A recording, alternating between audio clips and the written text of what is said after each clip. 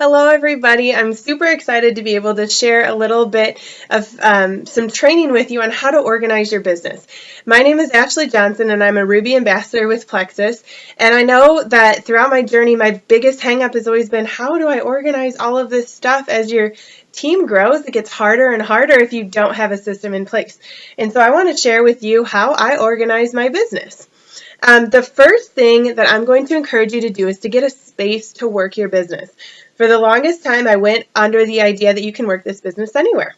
And you can, but you really need a place to sit down and to do your power hours and your daily IPAs. You need a place to do that. You can do your follow-ups anywhere. You can maybe do a couple connecting things anywhere. But to work the meat of your business, it really works if you've created a space for that. So first, create a space.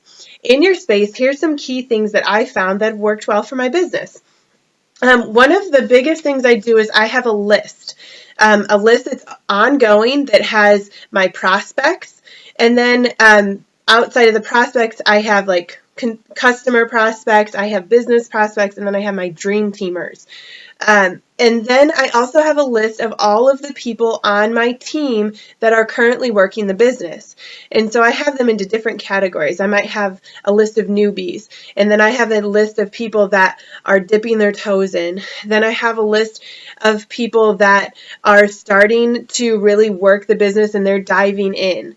I have another list of people that are running with the business, and then I have a list of people that are leaders on my team. And the key to those lists is when a training video comes on or a contest or something like that, I can look and see, who does this pertain to? Does this pertain, oh, this is a brand new, this is a people trying to go silver group, or this is a people trying to go silver video? I can tag all my newbies there. I can also go to my leaders list and then tag all my leaders and say, make sure you share this with your team. And I didn't have to spend hours or 15, 20 minutes looking through my back office to figure out who I needed to tag there. It's already done. It's simple. It doesn't overwhelm me. The next thing that you want to do is have some sort of follow-up system. And so for me, I have a whole calendar system, and I use it for more than just follow-up.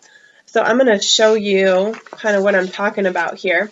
I've got a blank one here, but I have a calendar. I know it's backwards for you, but I use this in just a 3-ring binder, and I have several calendars for each month. One of them is for my personal posts on Facebook, and so I can jot out all the things, what I'm going to post when, I might coincide like with what I've got going on in my personal life. Personal posts come pretty easy, but I'm going to fill in what I'm going to do with my Plexus posts throughout the month. So again, I don't have to think about it.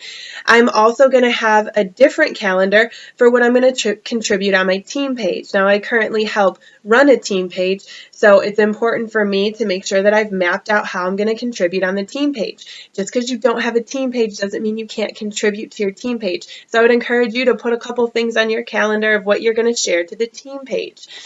Then I have another calendar for follow-up. I have one for ambassadors and my people that are working the business, and I have another one for customers.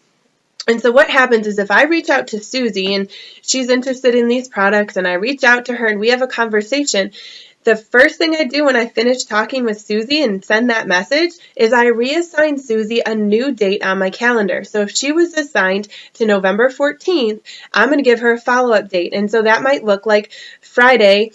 If it's Tuesday, I'm going to follow up with her on Friday, and I put Susie on my calendar for Friday.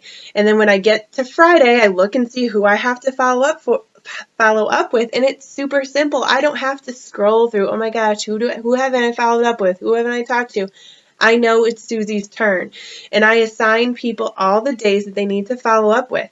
Talk to them, assign them a new date, and carry that through. Same thing with ambassadors. If I'm coaching people, I'm checking in with them fairly regularly. It's just a quick message, but they're always on my calendar, so I know who to follow up with when.